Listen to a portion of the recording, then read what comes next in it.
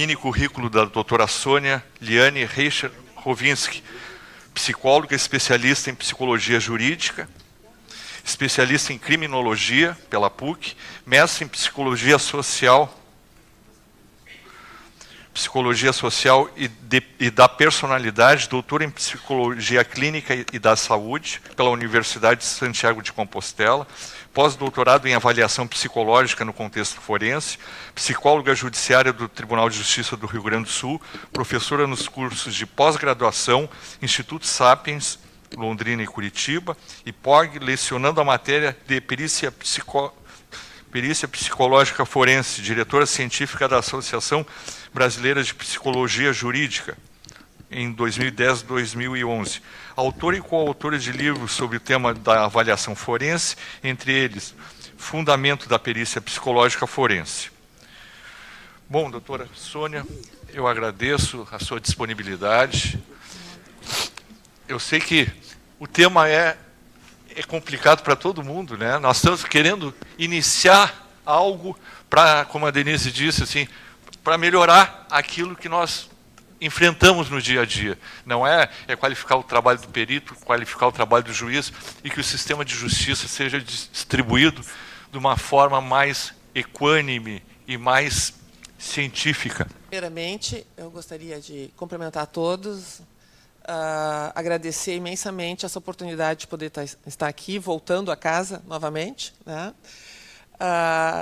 Inclusive, eu gostaria de colocar assim que um pouquinho só, eu sei que foi lido o currículo, mas colocar que sim, do lugar que eu estou falando até, e por que eu aceitei, e por que de repente eu estou, né, conversando novamente sobre essas questões, é que eu já estou há 6 anos aposentada daqui, né, mas eu trabalhei por 10 anos no sistema penitenciário, por isso que eu conheci o Dr. Humberto, né, e fui perita nesses 10 anos, e por 20 anos fui perita aqui no Tribunal de Justiça. Então, após isso, né, agora estou entregando a minha idade, mas, enfim, depois eu já estou 6 anos aposentada, mas eu queria fazer esse comentário, assim, que quando eu saí, eu até, inclusive, ouvi de colegas, né, e a minha proposta era, bom, agora, com 30 anos de experiência em perícia, eu vou continuar fazendo perícia, né, oferecer o trabalho. E a vida oferece oportunidades, cria situações para a gente, e acho que talvez eu não goste muito da situação de conforto, e passei para assistência técnica, né? Então, há 6 anos, eu estou trabalhando só com assistência técnica. E dentro desse trabalho, né, eu tive, então, de novo, agora a bandeira não é mais tanto a defesa da perícia, no sentido de uma perícia ética, mas é de um trabalho ético do assistente técnico. Eu acho que isso é super importante. Foi realmente, para mim, está sendo um desafio, porque eu acho que se na perícia a gente já encontra muitas dificuldades para discutir como deve ser feito, como, né, os aspectos científicos e éticos, eu acho que na assistência técnica ainda é uma área meio colocada de lado, como parece sempre que a gente, de alguma forma, está sendo paga para falar aquilo que está sendo dito, né? E eu acho que não é essa a verdade, não é esse o meu trabalho. Então, o que eu vou colocar aqui sobre o contraditório está partindo dessa experiência de 6 anos que eu estou tendo agora. Tá? E aproveitando já quem me antecedeu, eu também vou falar de pé. Acho que a docência impede a gente falar sentado.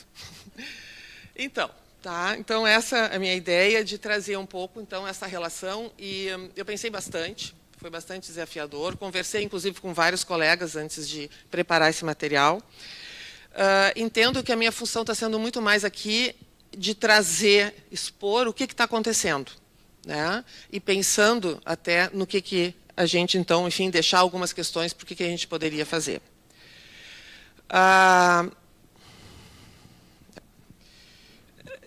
Não tem como a gente não começar a falar sobre a questão do contraditório sem referir a questão da legislação brasileira, né? E eu acho que aí começam as questões, porque são muitas vezes, como a legislação está montada de uma forma geral para todas as perícias, né? Assim como ela está determinando nos seus artigos como deve funcionar a perícia do psicólogo, ela também, ao mesmo tempo, está falando na perícia do agrônomo, do contabilista, enfim, né, de outras funções que são muito diferentes da nossa.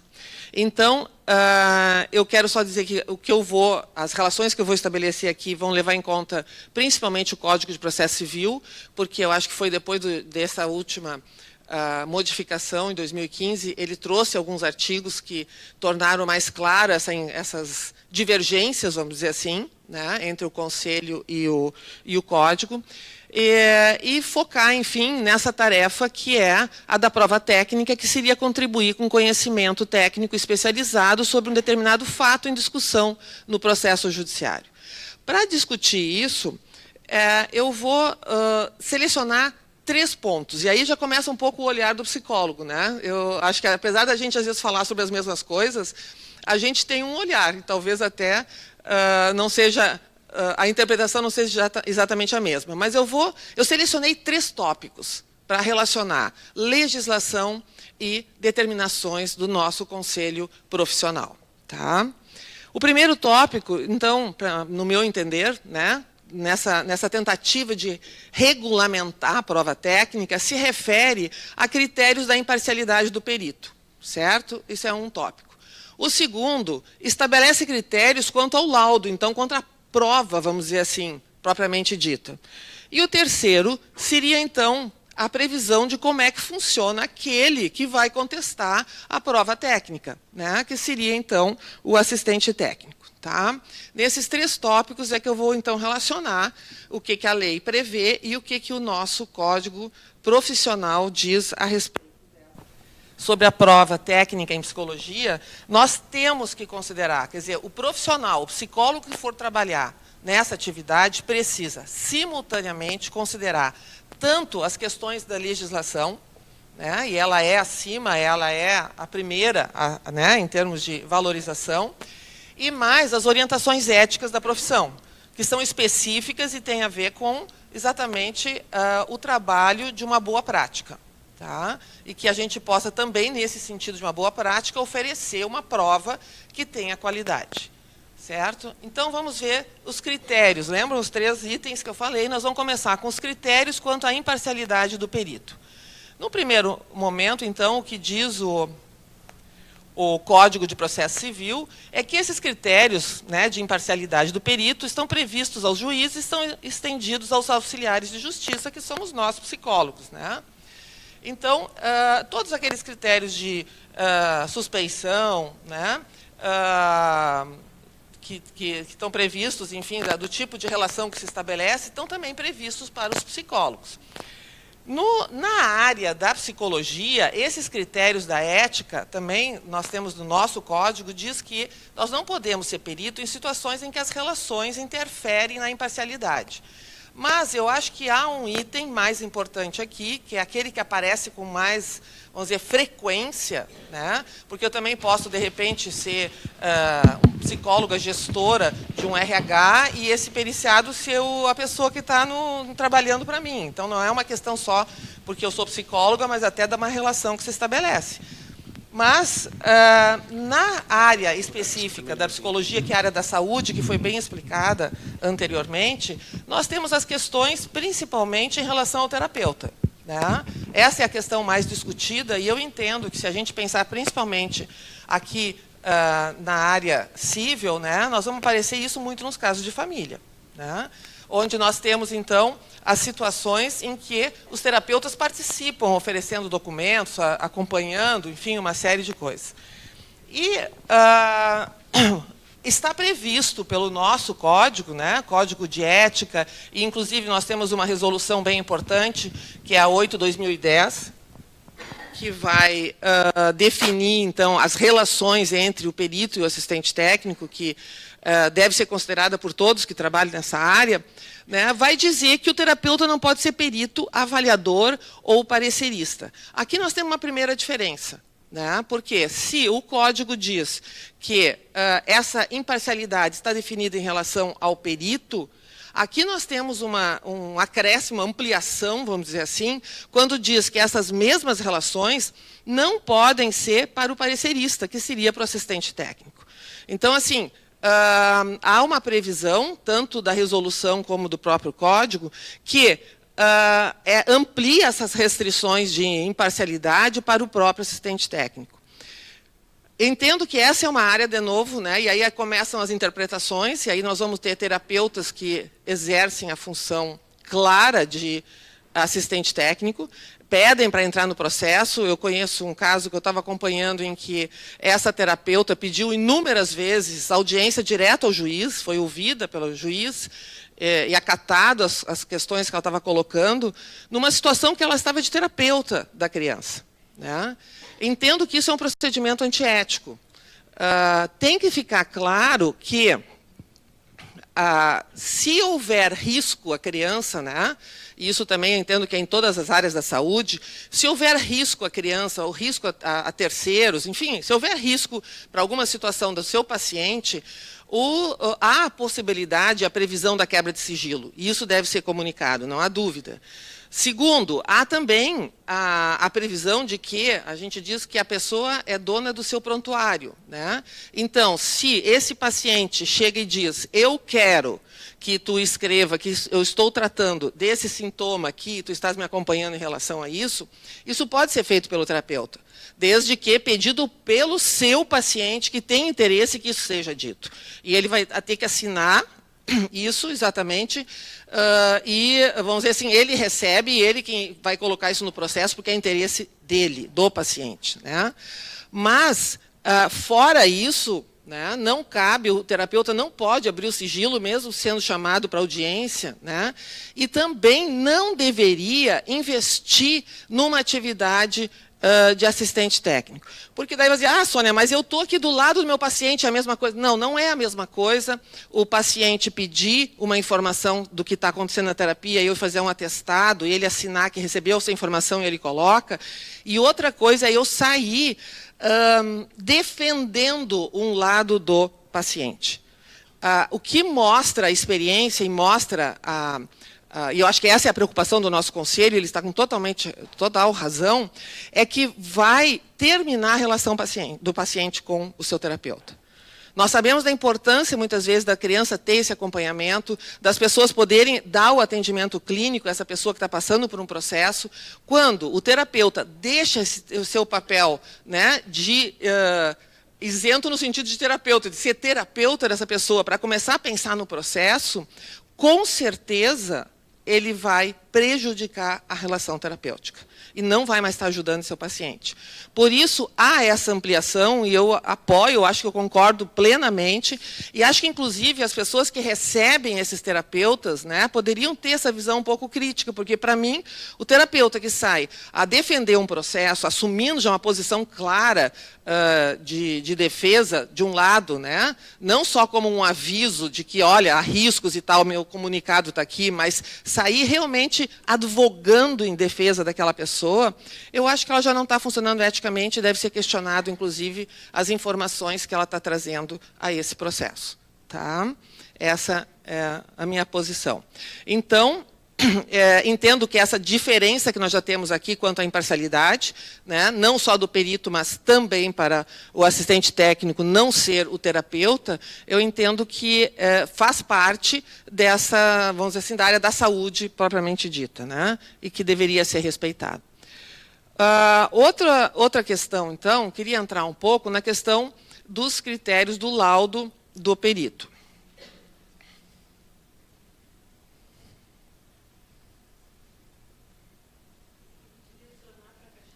Qual é a caixinha branca? Mais para lá. Tá, obrigada. Tem que achar o ponto. Primeiro, eu acho super interessante que essa mudança que houve no código, agora nós temos uma apresentação dos quesitos, vamos dizer assim, quesitos dos critérios que deveriam fazer parte de um laudo do perito, né? Que eu acho muito bem apresentado, muito claro, é resumido e é muito claro de como é que o que deve constar. Então, além da exposição do objeto, eu sublinhei as partes que eu quero salientar aqui. Fala numa análise técnica ou científica realizada pelo perito, né? Não é uma opinião, não é uma posição, mas é uma análise técnica. E aí, como é uma análise técnica, o aspecto principal aqui é a apresentação do método. É como que eu cheguei a essa análise técnica.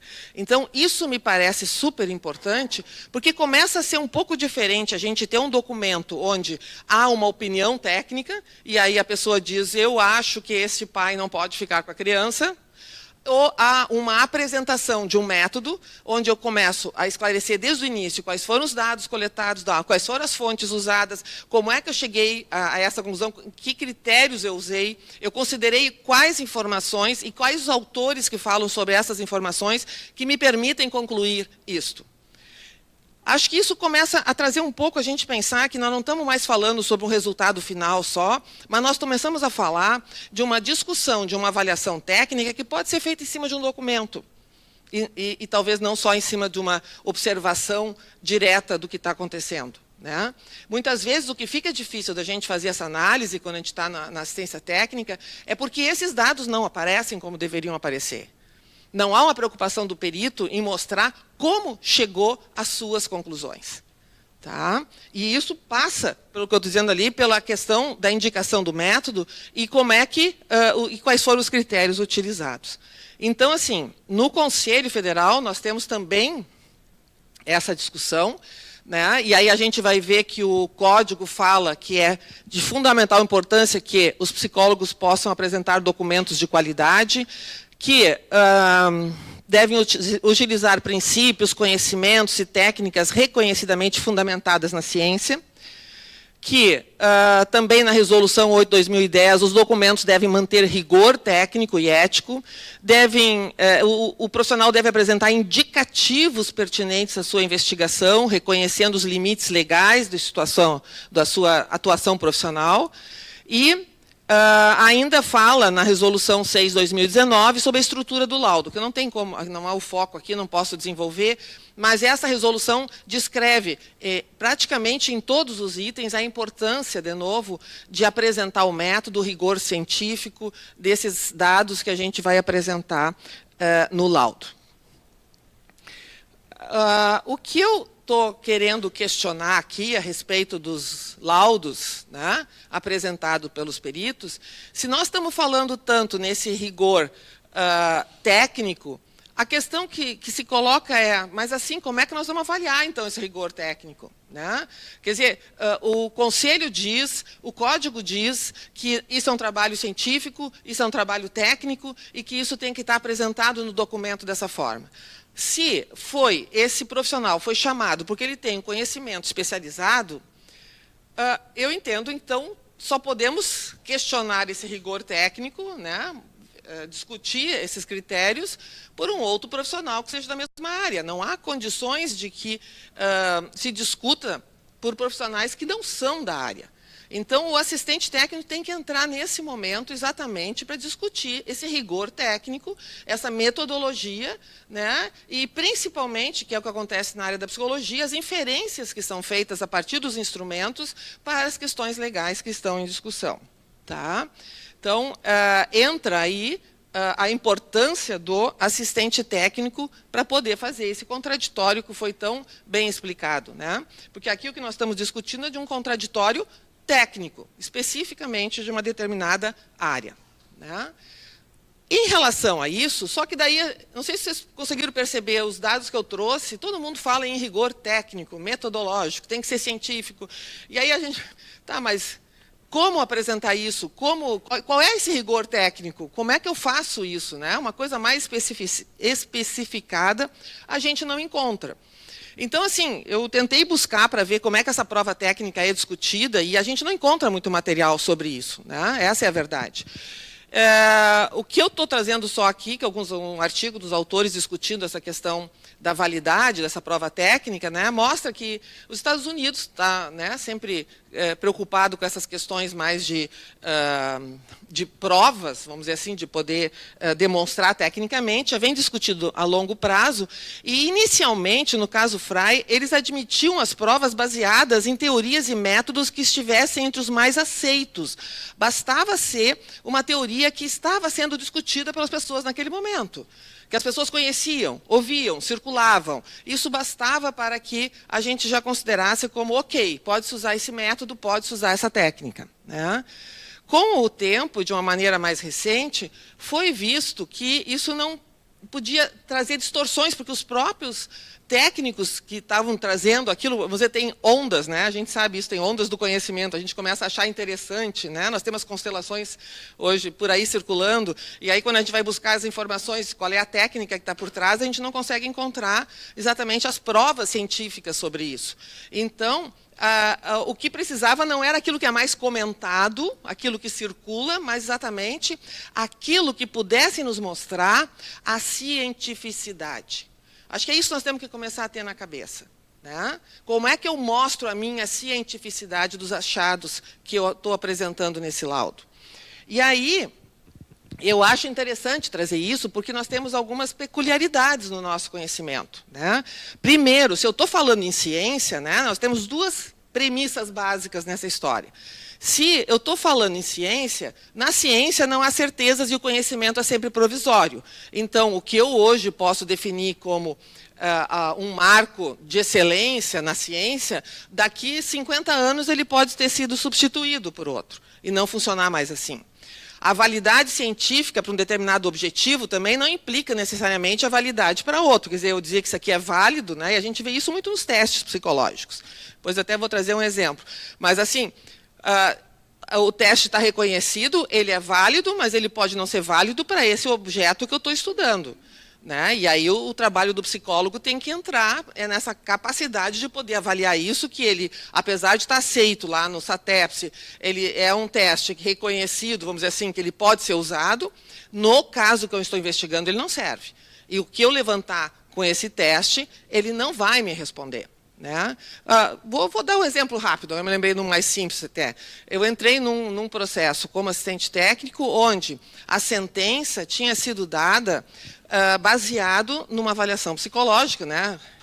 Como ênfase, isso quer dizer, porque a avaliação estava descrita na sentença, e essa sentença foi dada porque no laudo da psicóloga foi usado um teste chamado HTP, e eu acho que devem ter vários psicólogos por aqui, é um teste que trabalha com desenhos, é um teste que levanta aspectos clínicos, só que ele foi usado para determinar se esta pessoa, esta mãe, era alienadora ou não. Que não tem nada a ver uma coisa com a outra. Aliás, o teste eu acho que nunca falou sobre isso, né? Eventualmente a gente tem estudos que tentam associar. O teste não tem absolutamente nada disso. Então foi um erro dessa perita que fez a perícia e entregou para o juiz, só que como o juiz não conseguia definir a situação, era uma briga de 5 anos, né? A opção que ele teve foi assim, já que eu não sei se foi abuso ou se a mãe é alienadora, só me digam se essa mãe é alienadora. Então, a sentença saiu assim, já que a mãe não é alienadora, porque o HTP mostrou objetivamente, é um teste aceito, está lá no conselho aceito e tal, esse teste não mostrou nada de alienação, o pai é culpado e ele recebeu 14 anos, ou sei lá, uma coisa assim. Isso é muito sério, né? É muito sério mesmo. Então, assim, ó, o teste está válido, ele está lá no conselho como disponível para ser usado, mas ele não pode ser usado para dizer se uma pessoa é alienadora ou não, né? Então, essas questões, eu acho que é daí o assistente técnico tem que entrar realmente, né? Mas, voltando de novo, essa questão da ciência. Então, considerando que a ciência é sempre provisória, né? A validade tem que, também não implica de uma questão para outra. Isso resulta em 4 quesitos. Primeiro, requisitos. Possibilidade que a teoria seja contrastada. Então, essa questão sempre vai ter. Acho que quando nós tivermos uma prova técnica, nós sempre vamos ter uma discussão técnica sobre aquilo.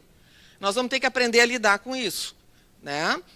E aí eu sempre digo assim, olha, vence, totalmente entre aspas, né? Esse vence, mas eu quero dizer assim, ó, qual vai ser a posição que vai ser mais considerada? Aquela que é melhor justificada, aquela que mostra a coerência teórica, que mostra as evidências científicas daquela posição que está sendo tomada, né? E ela pode ser contrastada, porque há posições diferentes, e às vezes, eu quero deixar isso bem claro aqui, ó, às vezes nós vamos ter psicólogos com posições diferentes, e isso não quer dizer que um deles esteja errado, né?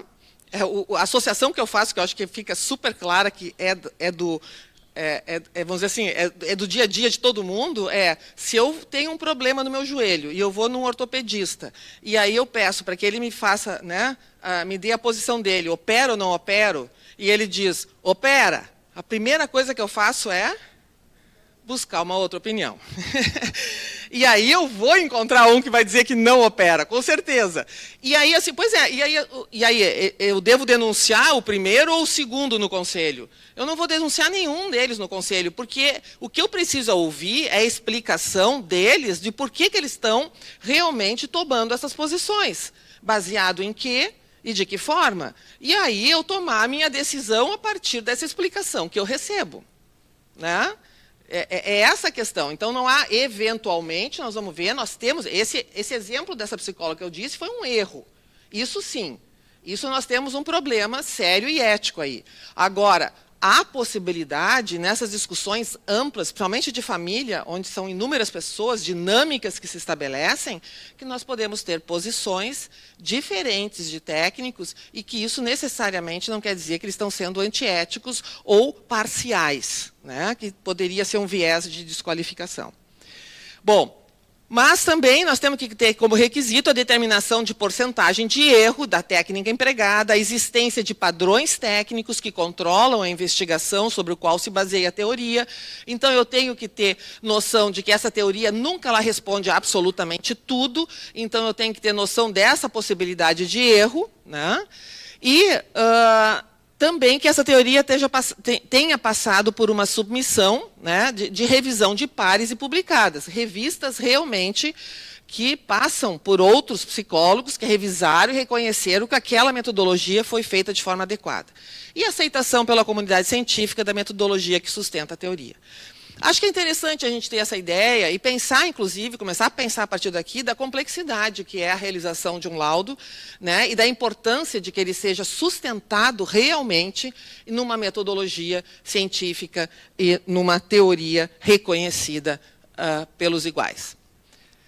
Bom, assim, né, se eu tiver que fazer uma síntese do que eu estou tentando trazer, é de que essa admissibilidade da prova pericial fica definida pelo uso do raciocínio lógico do método científico. Isto, eu acho que é talvez o primeiro ponto a ser discutido aqui, né, e nós pensarmos se o laudo que nós estamos produzindo está preocupado com essa demonstração. Tá? Para que possa ser mostrado e demonstrado as suas conclusões. Lembrando que o próprio Conselho diz, o Conselho Federal de Psicologia, que o laudo, né, e entra um laudo pericial aqui, é uma peça de natureza e valor técnico-científico. Tá? Então, eu costumo usar, quando a gente fala para os alunos, assim, olha, pensa assim, ó, é um estudo de caso que tu estás fazendo, e que tu tem que mostrar para as pessoas que vão ler como é que tu chegou à tua conclusão. Bom, só para... Eu estou vendo que eu estou insistindo um pouquinho nessa questão do laudo, porque eu acho que talvez passa por aí também a nossa discussão. Tá? Então, eu tenho um checklist, né, do Grisso, que ele discute muito essa questão do laudo, né, e aí eu entendo que esse laudo pericial ele é um laudo diferente, ele não é um laudo da área clínica, porque ele tem essa exigência de demonstração do método e da fundamentação dos meus achados.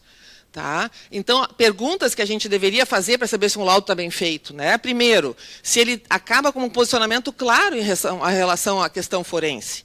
Se o relatório está organizado de maneira coerente, se há problemas na linguagem, né? O jargão psicológico usado, se foi usado termos inadequados, termos pejorativos, que vai mostrar um viés, muitas vezes, né, de discriminação.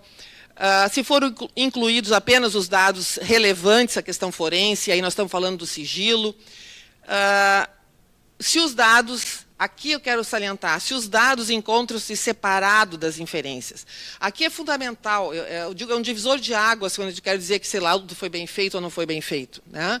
Eu tenho que mostrar, quando eu digo que eu vou mostrar pelo método científico como é que eu cheguei às minhas conclusões, eu tenho que começar mostrando a partir de que fontes eu tirei meus dados. Então, fontes, dados levantados e depois a discussão dos dados é fundamental para a gente olhar um laudo e dizer se esse laudo foi bem feito ou não. Porque daí eu consigo entender como que o perito chegou às suas conclusões.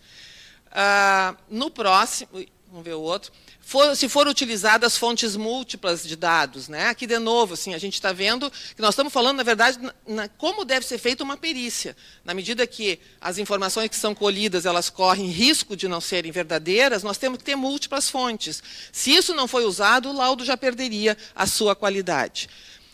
Se os testes foram utilizados de forma apropriada, se foram consideradas hipóteses múltiplas, isso aqui tem a ver com a forma do raciocínio científico dentro de um laudo.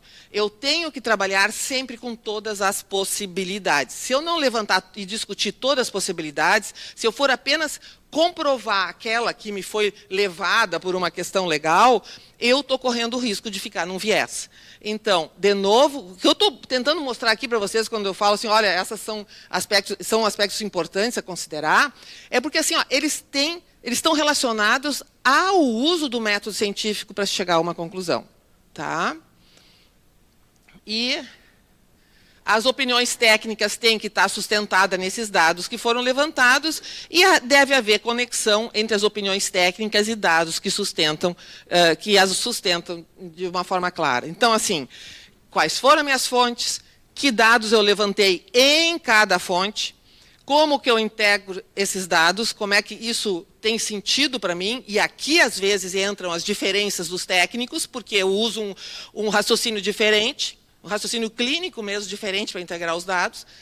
Quais foram as fontes de referência que sustentaram isso e como é que eu posso fazer essas inferências agora do que eu levantei em questões psicológicas, o que eu posso dizer dela dentro do limite ético para a questão legal.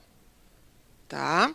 Isso, eu diria assim, ó, se isso aparecer num laudo, mesmo que eu não esteja dentro da sala na coleta de dados, eu já tenho um grande referencial para poder ver se houve um viés no trabalho desse técnico ou não. É possível se fazer uma discussão de contraditório em cima de um laudo assim. Tá? Então, se nós estamos discutindo quem é que vai discutir esse laudo, quem pode determinar falhas técnicas, teorias sem fundamentação científica, seria um outro psicólogo.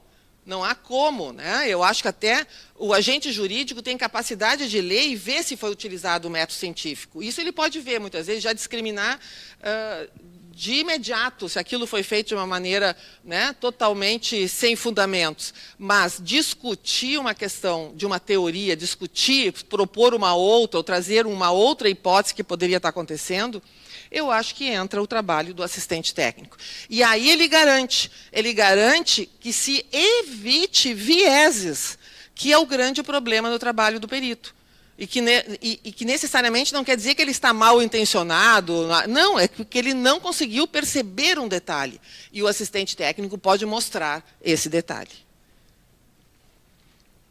A prática, então, do assistente técnico, né? No Código de Processo Civil, os assistentes técnicos são de confiança da parte e não estão sujeitos ou impedidos à suspeição.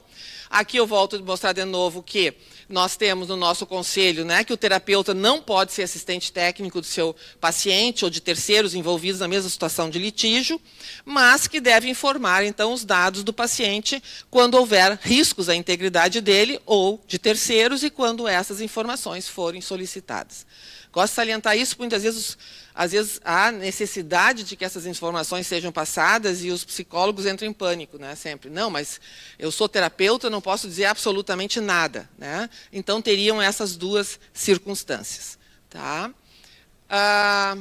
Em relação à prática, então, do assistente técnico, né, as coisas começaram a complicar, porque já havia, antes de 2015, já havia essa previsão de que o assistente técnico, o perito, para fazer a perícia, tinha que avisar a data, né? E aí a gente entendia que, bom, já que o assistente técnico foi avisado da data, talvez ele devesse entrar nessa sala, né? Mas agora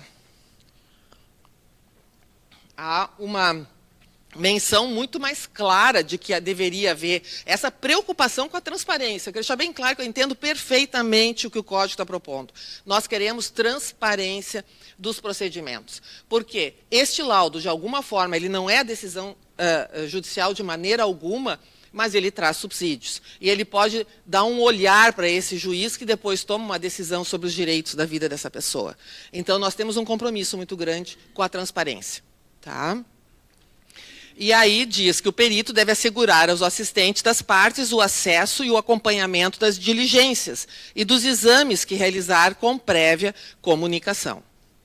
Bom, mas agora vem o ponto-chave. O que nós temos na resolução, que ela é muito clara, né, mas até vou ler o primeiro também, porque eu acho que ali vem um pouco o fundamento, diz: o psicólogo perito e o psicólogo assistente técnico devem evitar qualquer tipo de interferência durante a avaliação que possa prejudicar o princípio da autonomia teórico-técnica e ético-profissional e que possa constranger o periciado.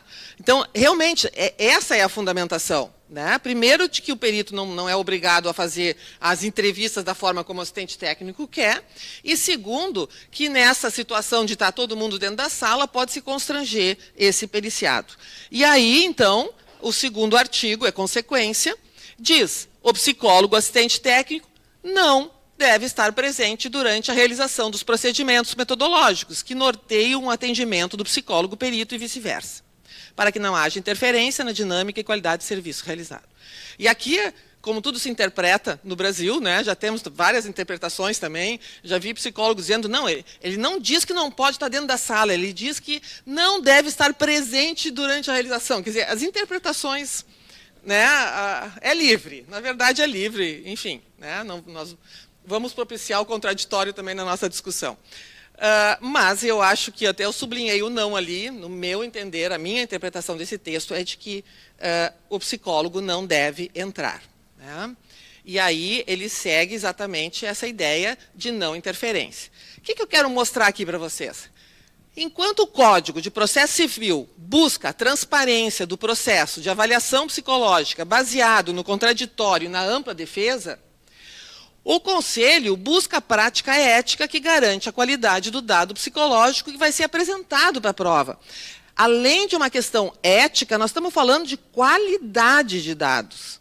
Só para vocês terem uma ideia, assim, nessa questão de entrar na sala, todo mundo, né, eu tive uma experiência que me marcou bastante. Eu estava de assistente técnico de um senhorzinho de seus 90 e tantos anos que estava com um processo de interdição. Né, ele não queria, eu estava como assistente técnico dele. Como havia uma discussão sobre talvez haver já um processo de demência e tal, os técnicos que entraram foram psiquiatra, neurologista e psicólogo, de cada lado.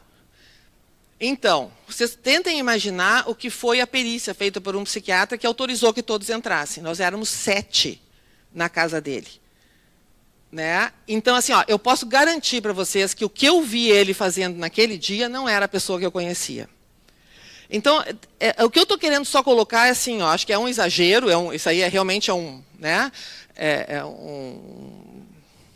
uma coisa, vamos dizer assim, bem, não acontece todo dia dessa forma, mas né, da gente pensar que o problema aqui, não estou discutindo a questão ética, eu estou discutindo a qualidade do objeto que nós estávamos observando. Aquilo que estava sendo avaliado naquele dia, a meu entender, não era a potencialidade daquele sujeito, que era o foco da perícia.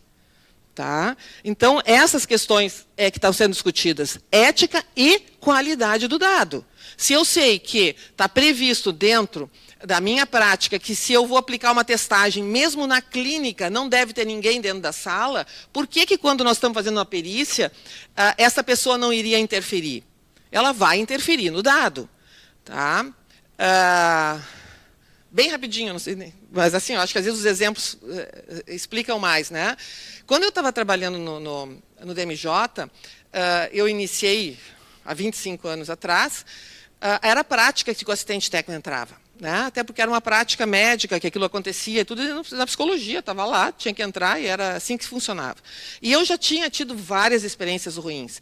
Gente atendendo o celular enquanto eu aplicava um teste, enfim, várias situações que inviabilizavam, inclusive, o dado que eu estava colhendo. Até que um dia, teve uma situação que eu tinha certeza que o assistente técnico não estava atrapalhando em nada, nada, nada, nada. Era um senhor bem, assim, ele não queria atrapalhar nada, né? Inclusive era um médico do trabalho, que também devia de ter o direito de entrar naquele momento. Ele entrou, sentou bem, aquela coisa que a gente faz, eu sentei lá no fundo da sala para sair do olhar, não vai atrapalhar nada, e comecei a trabalhar com o meu sujeito.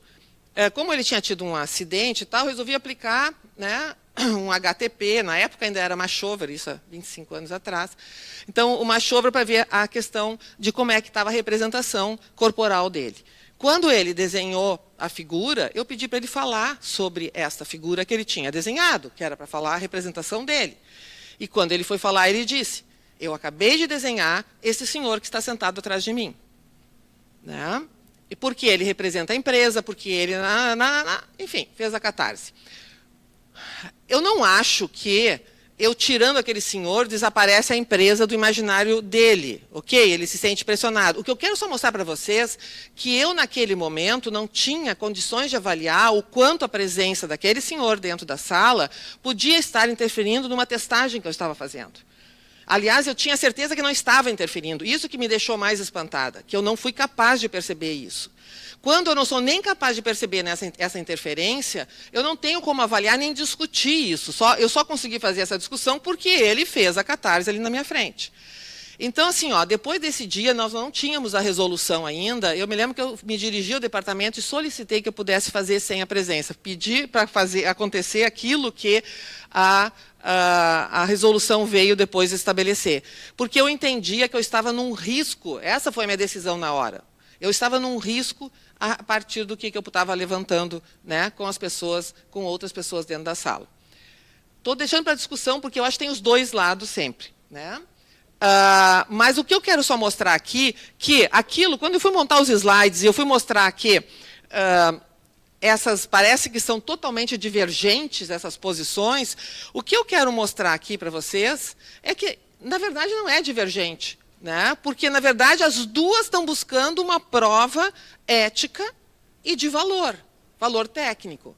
Então, acho que nós temos que parar para pensar como é que nós vamos fazer isso. Assim, essa é a ideia, todo mundo está envolvido nisso. Né?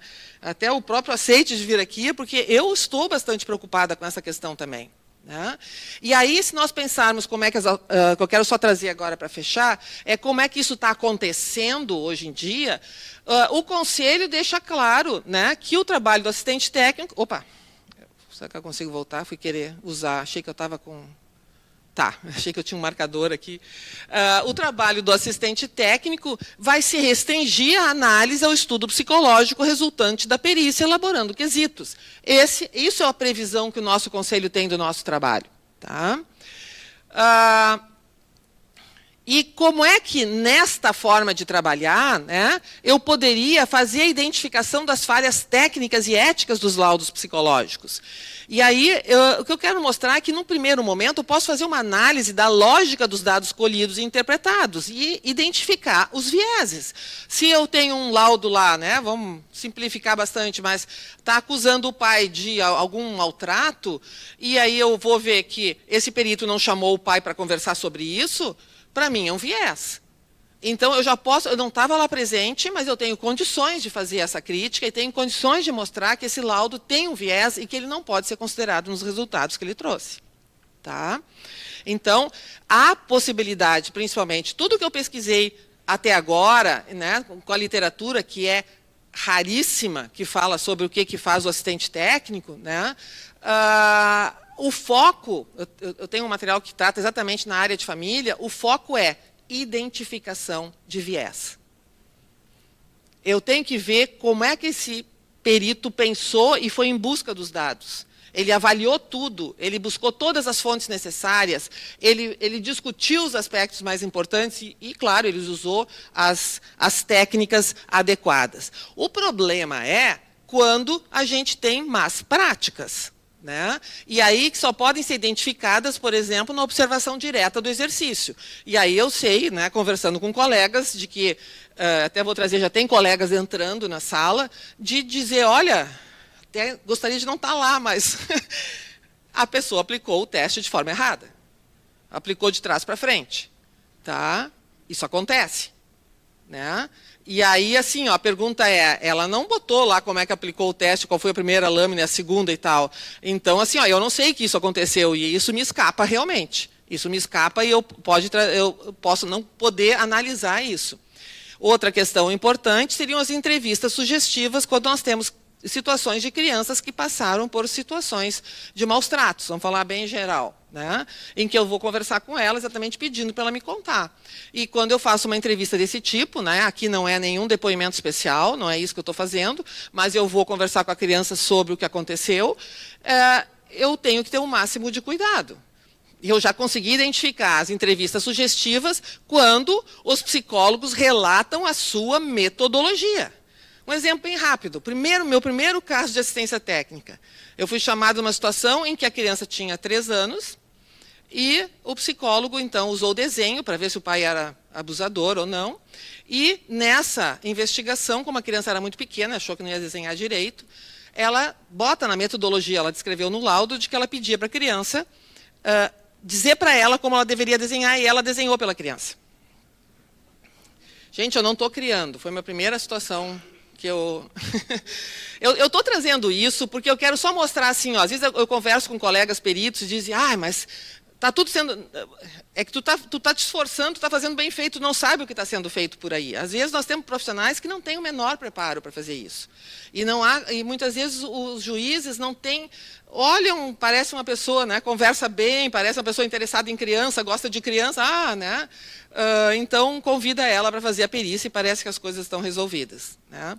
Então eu quero mostrar que eu estou até botando isso numa entrevista sugestiva, que eu digo, bom, a criança, né, ela sugeriu como é que... E esse desenho foi para o laudo, né, por sorte, porque daí dava para a gente comentar a metodologia. E ela disse como é que fez a metodologia, graças a Deus, né? Mas é um risco se ela não tivesse dito alguma coisa assim, né?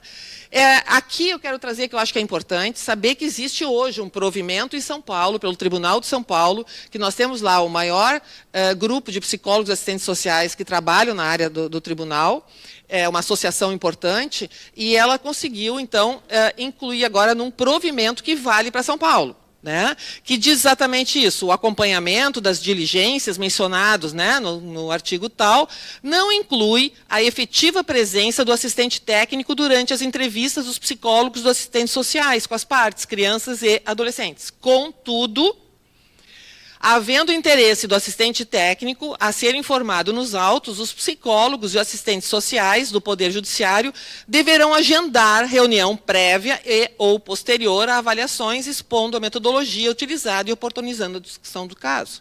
Inclusive, nesse momento, quando o assistente técnico está lá, ele pode olhar, se foi aplicado um teste, ele pode olhar os protocolos, ele pode conversar, ver anotações, enfim, ele deveria ter acesso a todos esses materiais que, na verdade, não vão se materializar dentro do processo, que vai ser só depois através do laudo. No nosso Estado, eu só quero trazer a minha preocupação. Por quê? Por tudo que eu conversei e que eu tenho vivenciado, nós temos hoje psicólogos, assistente técnico, né, que solicitam ao juiz, via processo, o ingresso na sala. Né, fiquei sabendo isso, que já tem alguns que têm já essa sistemática de dizer, olha, para o advogado, se tu tem interesse que eu entre, solicita para o juiz. E os juízes estão deferindo. Então, nós temos hoje psicólogos já fazendo essa entrada na sala do perito. Segundo, nós temos psicólogos que buscam o contato com o perito antes da perícia, eventualmente depois, sem a solicitação judicial, como técnico, como colega psicólogo, que pede para conversar, para ver, discutir o caso. E aí não estaria via processo. E nós temos ainda psicólogos que insistem em seu ingresso nos procedimentos, sem fazer nenhum pedido, chegam no dia lá, né, revestidos da orientação do advogado, de que eles devem estar presentes, né, e forçam e, às vezes, entram na sala. O que eu quero só mostrar para vocês nessa questão, que me preocupa mais, é que nós não temos nada padronizado. Hoje em dia, eu que trabalho nessa área, já não sei mais. Eu digo, olha, eu não sei se o outro assistente técnico do outro lado vai entrar, vai forçar, vai entrar, se já pediu. E acho que, se nós discutir justiça, acho primeiro, eu, psicólogo, acho que padronização seria um aspecto importante. Qual vai ser a regra que nós vamos usar para essa questão? Né? Um pouquinho, já estou terminando. Então, acho que nós podemos discutir como vai se dar esse acesso aos materiais produzidos, que produziram os dados, né? Como é que eu tenho acesso a esse protocolo de teste, anotações, eu vou pedir para olhar, a pessoa pode me mostrar, né? E, por último, nós temos ainda essa questão que está sendo discutida agora, se a gravação das entrevistas pode ser uma opção ou não.